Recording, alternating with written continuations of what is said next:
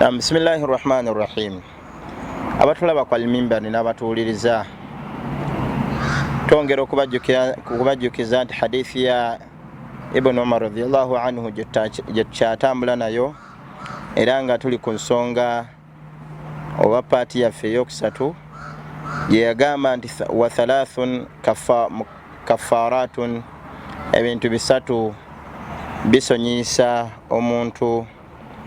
Ekisooka yagamba fantidharu sala ba'da sala, okulinda essala oluvannyuma lw'essala. Omaze magharibi n'olinda isha, omaze dhuhuri n'olinda asiri, kisonyisa omuntu amadhambi. Ekigambo ekyokubiri wa isbaghul wudu'i fi sibirat, okubeera nga okuuma wuzu oba okufuna wuzu mu butiti obw'amaanyi, yani mu kaseera ka fajiri oba akaseera nga obutiti bwe buli bw'amaanyi, n'osalawo n'ofuna wuzu oba n'okuuma wuzuyo. Ekigambo ekyokusatu wa naqlul aqdamu ila jamaat, okuyitiriza ebigere ebingi ng'ogenda essala eya jamaa.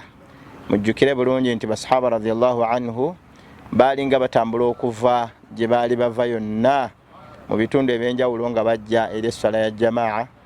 Naye olwaleero abantu balowooza nti omukisa omunene guli mu kusula kumpi na ku muzikiti, so nga ate okufuna okusonyiyibwa mu maaso ga Allah guli mu bigere bingi by'otambula ng'ogenda eri omuzikiti. Era sunna nkulu nnyo okugiyitiriza okubeera nga tutambula okugenda eri omuzikiti. Barakallahu fikum wa jazakumullahu khair. Wassalamu alaikum wa rahmatullahi wa barakatuh.